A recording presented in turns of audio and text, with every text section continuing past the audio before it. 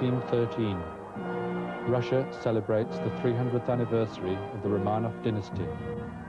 At its head was Nicholas II, Emperor and autocrat, Tsar of all the Russias, Grand Duke of Poland, Grand Duke of Finland, the absolute ruler of the world's largest land empire. Less than 4 years later, Nicholas abdicated. The consequences of this act went far beyond the calculations of those who had made him do it. The dynasty collapsed. Russia was plunged into a revolution. The very course of world history was changed. And yet, at the time of the abdication, most of the army was still obeying orders, there were no disturbances in the countryside, most of the cities were relatively tranquil. So why did Nicholas abdicate?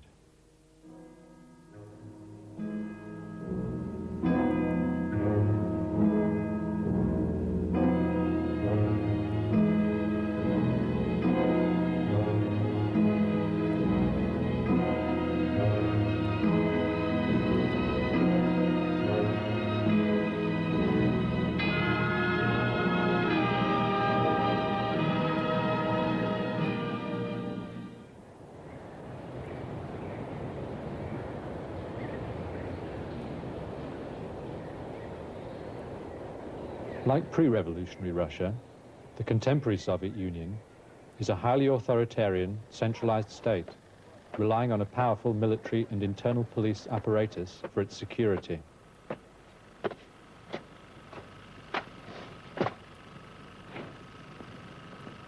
If the Soviet Union today represents an awesome concentration of power, before 1917, its image was little different, except that in addition, it was ruled by one of the most privileged aristocracies in the world.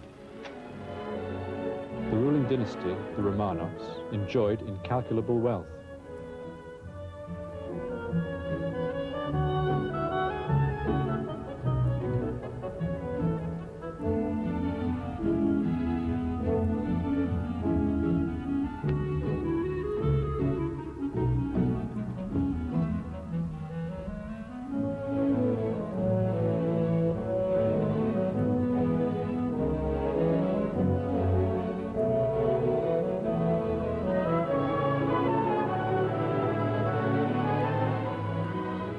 On the face of it, the Russian aristocracy seemed one of the securest elites in Europe.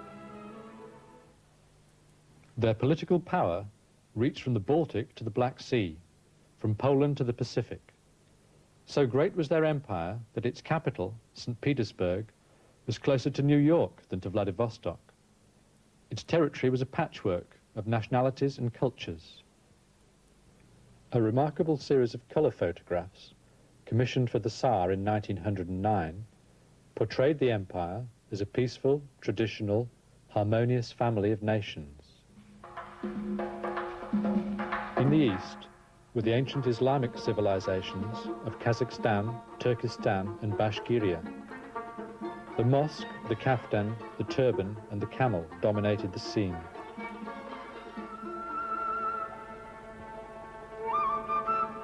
The Caucasus was a crossroads of Europe and Asia, and an ill-drawn frontier between Christian and Mohammedan.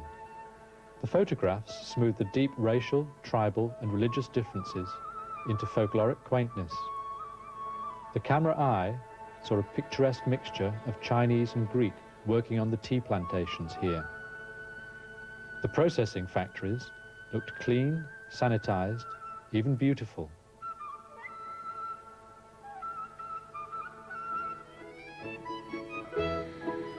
The Trans-Siberian Railway was proudly presented. Amongst other things, it was opening up the region to settlers, who bore more than a passing resemblance to their log cabin equivalents in the United States. At the heart of the empire was its main Slavic group, the Russians, who, together with the related Ukrainians and Belarusians, made up 75% of the empire's population. They inhabited the rolling steppelands of European Russia and were overwhelmingly agricultural. Insofar as they appeared at all, urban workers were presented as the embodiment of tradition, continuity, conservatism. Nothing lies like a camera. Even destitution could be made picturesque and romantic. These images may have reassured Nicholas, but for all the Tsar's wealth and far-flung power, in fact because of it, the Romanovs were not safe. On the morning of March the 1st, 1881, Nicholas's grandfather, Tsar Alexander II, was returning to the Winter Palace after inspecting the guards.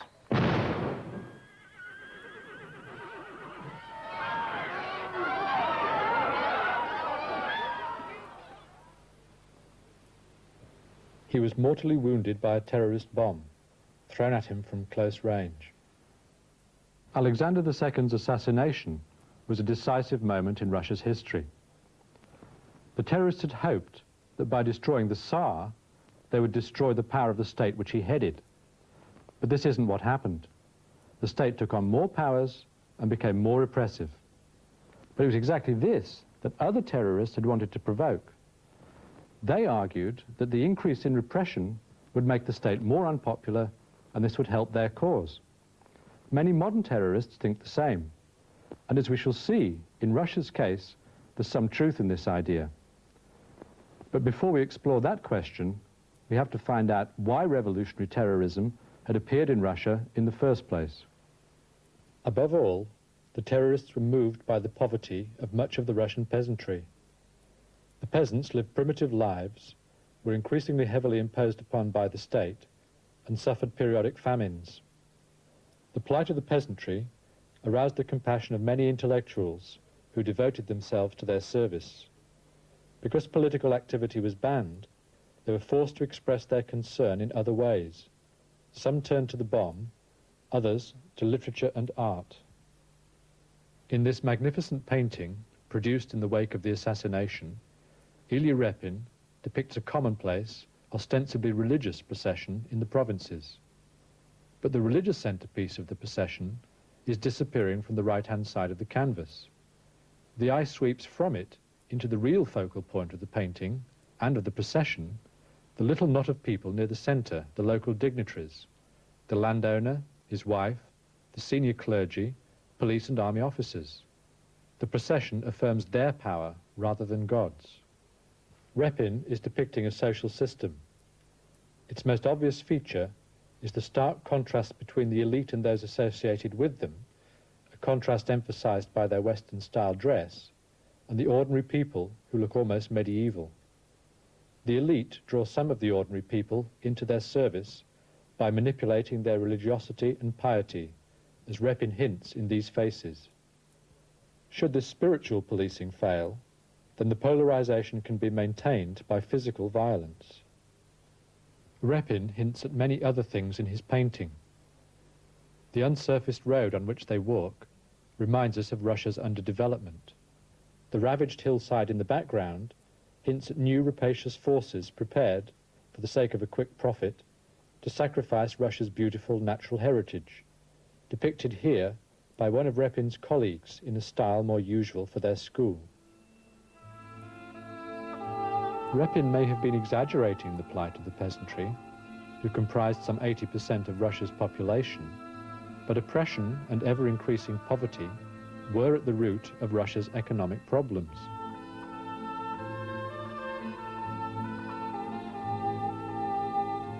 These impoverished peasants were poor soil for the growth of a modern industrial Russia.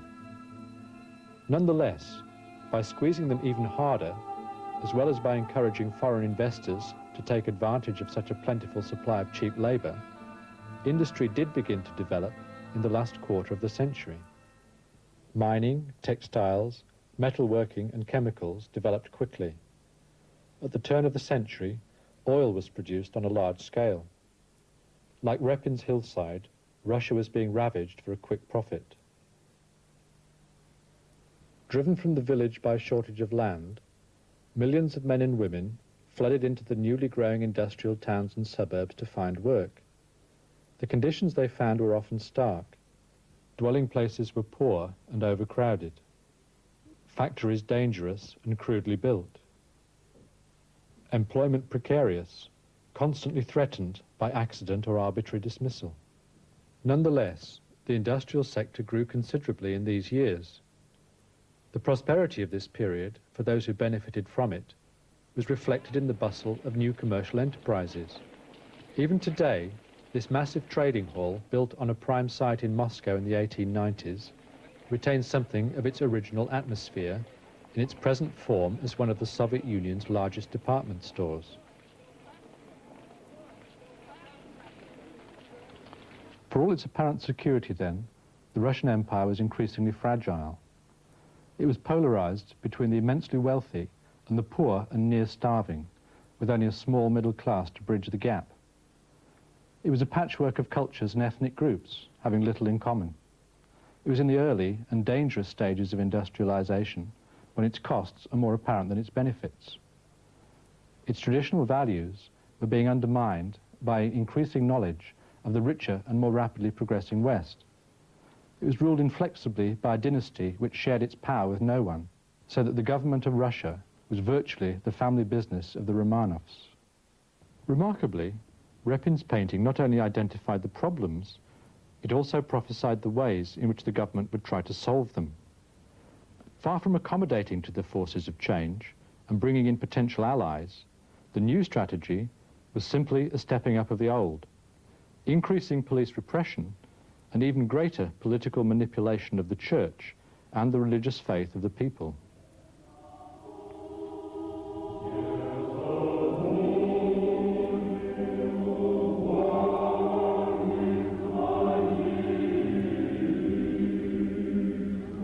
From its very origin, the Russian state, the people, and their national identity and culture had been permeated with Christianity.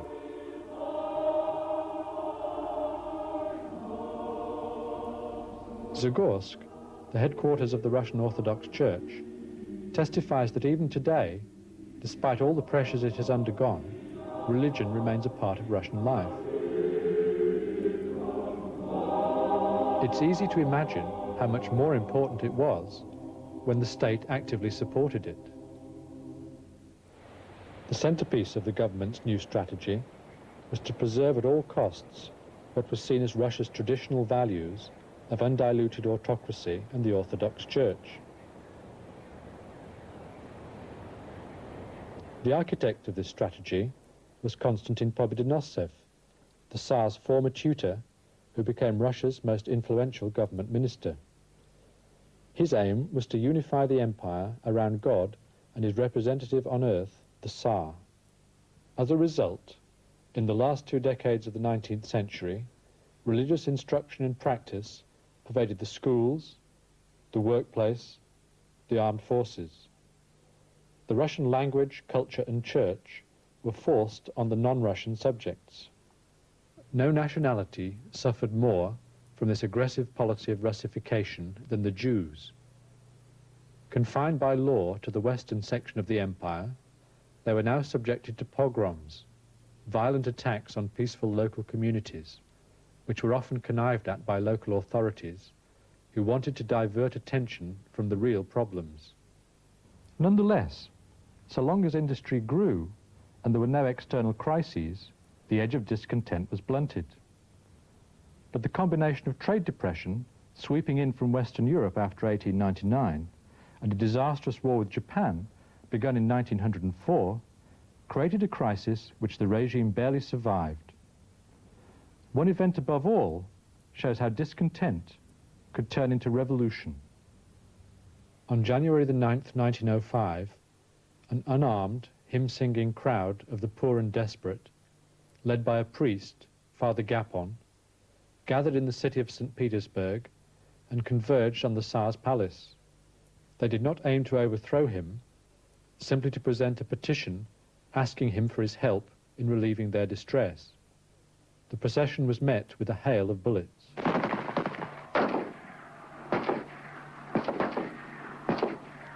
The ensuing massacre went down in history under the name Bloody Sunday. Within moments, the government's own blunders had turned an orderly protest into a revolution. Pobedonostev's strategy had failed utterly. Far from securing the autocracy, he'd done more to undermine it than any other single individual.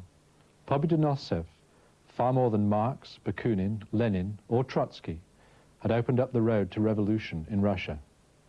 1905 was a year of upheavals. There were serious strikes in all the major cities. There were rebellions and arrests in the provinces. The crisis came to a head in the autumn. In October, under extreme pressure, the Tsar was finally forced to promise democratic reforms in the October Manifesto. The manifesto was written by Sergei Witte, Russia's first prime minister. His aim in proposing it was to divide the opposition. The government's critics were not slow to point out that a constitution proffered on the point of a Tsarist bayonet was likely to be fraudulent. For them, the manifesto was sealed by the bloody hand of police repression. The manifesto didn't satisfy radicals, but it seemed to give the elite a chance at last to participate more in political life. The use of limited concessions had not brought an end to Tsarism's reflex of repression. The government showed no mercy towards the incipient urban revolution. In late 1905, barricades were still in evidence in the city streets.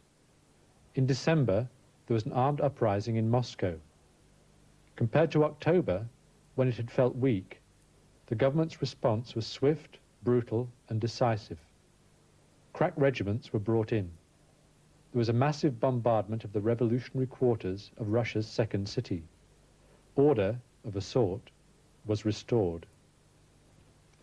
Witte had been right to expect that the manifesto would take the pressure off the government so that it could prepare a counterattack. But a second assumption was disastrously wrong. Witte had thought that the majority of the peasantry was still loyal to the Tsar and could therefore be relied upon to vote against radical policies. He hoped that by giving them the vote, he would be able to swamp the revolution in a tidal wave of peasant conservatism. Instead, the peasants voted for radical policies, especially the redistribution of the land, which they saw as the key to solving their problems. This massive mistake cost Witte his post as Prime Minister in 1906. Democracy hadn't worked. It was back to repression.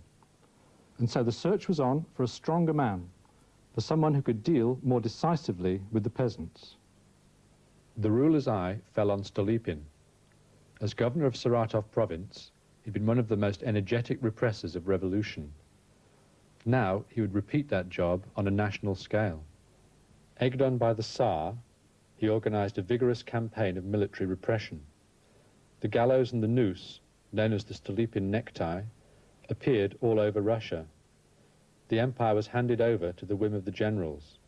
Hundreds, probably thousands, died at their hand. Intellectuals like the writer Tolstoy were in the forefront of protest. 7 death sentences, 4 executions, he wrote. This repeated daily and continued not for weeks, not months, not for 1 year, but for years. Now for a second and even a third year, we have executions, executions, executions, unceasingly. Even landowners and some police chiefs protested that the excesses were counterproductive. Nicholas dismissed such complaints as weakness. If enough of our officers behaved like that, he wrote, we would have no revolution. Although the people fought back, killing more than 1,000 government agents, resistance was hopeless. After intimidating the population, Stolypin was ready for his next step. In June 1907, he dismissed the Duma, Russia's parliament, and rigged the electoral system to ensure a docile right-wing majority. He also proposed to break up the peasant commune and redistribute land, not from landowners to peasants, but from poorer peasants to richer ones. No one knows what effect this unusual experiment would have had, because war and revolution cut off its sluggish development. But even before then, Stolypin's policies were showing signs of strain. In 1911, Stolypin himself was assassinated, and after his death, all the old problems began to reappear. In 1912, the brutal massacre of 200 striking gold miners in Siberia showed that nothing significant had changed.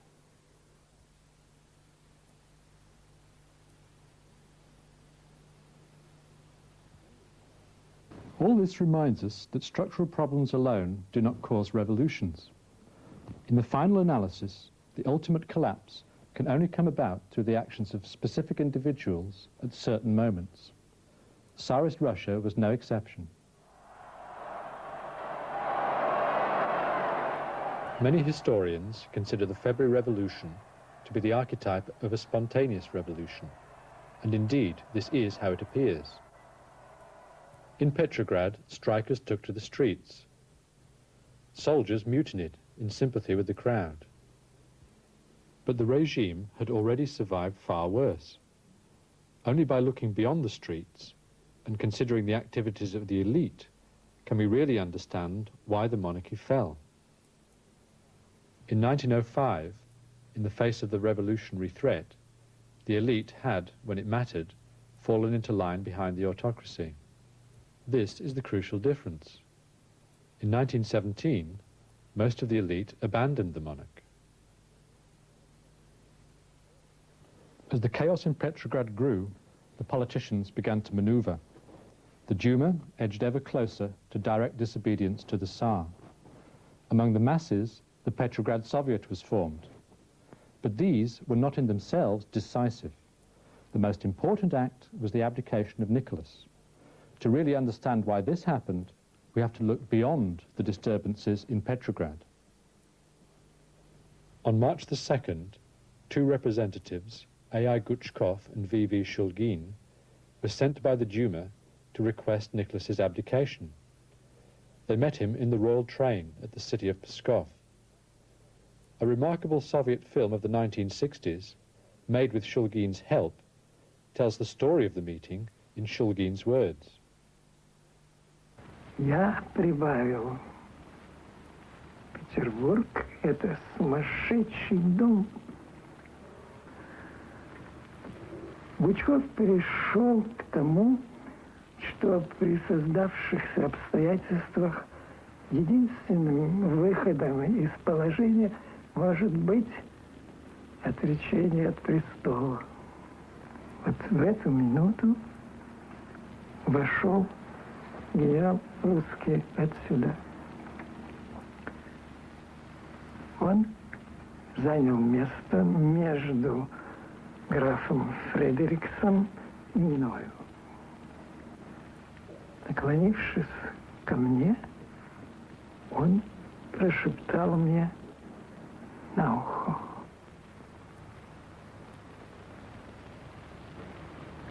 это дело решенное. Вчера был трудный день. Буря была. Голос царя звучал просто и точно. Выдавал его волнение разве акцент немножко чужой, гвардейский. Я принял решение отречься от престола. До 3 часов дня я думал отречься в пользу сына Алексея. С этого времени я переменил решение в пользу брата Михаила. To the astonishment of the two Duma deputies, the Tsar had already decided to abdicate before they had arrived. There had been intense intrigue within the military elite itself, and that very morning, Nicholas had received telegrams from the commanders of all the military fronts, calling on him to abdicate.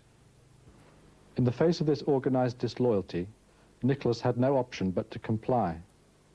Thus, it was not simply pressure from below which had brought about his downfall. This pressure was only effective because at the top there were people who were prepared to use it for their own ends. The most striking feature of the February Revolution is the complete desertion of Nicholas by these formerly loyal pillars of the system. Why did Nicholas lack any defenders among those who mattered?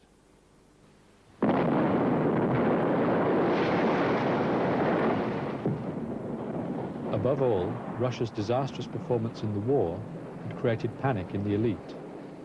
The headlong retreat of 1915 and the growing crisis in the cities in 1916 had led to extensive recriminations. Government ministers accused the military of losing their heads. The military blamed the Jews and supposed traitors within.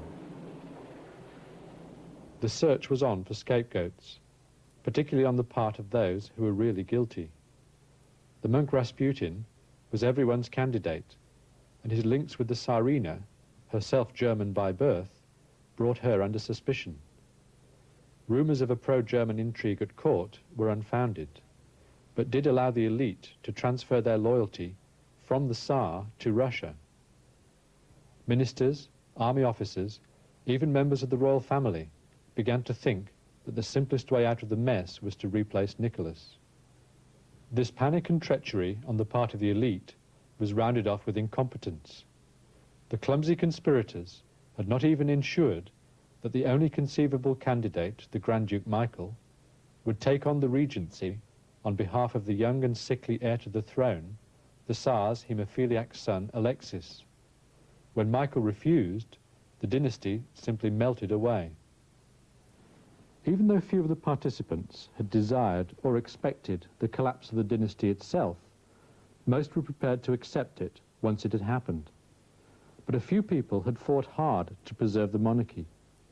They knew that without it, the tide of popular revolution in Russia would be unstoppable. There can be no more eloquent testimony to the importance of the Tsar to Russian order than the consequences of the February Revolution. The abdication had been intended to be an easy solution, halting the collapse, diverting blame from the elite, preventing the outbreak of revolution in the near future. In fact, it achieved precisely the reverse. Instead of shoring up the ramshackle state, it guaranteed its destruction.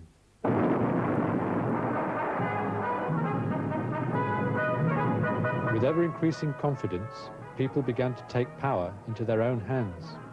Workers, soldiers, peasants, and national minorities all began to pursue their long-held ambitions.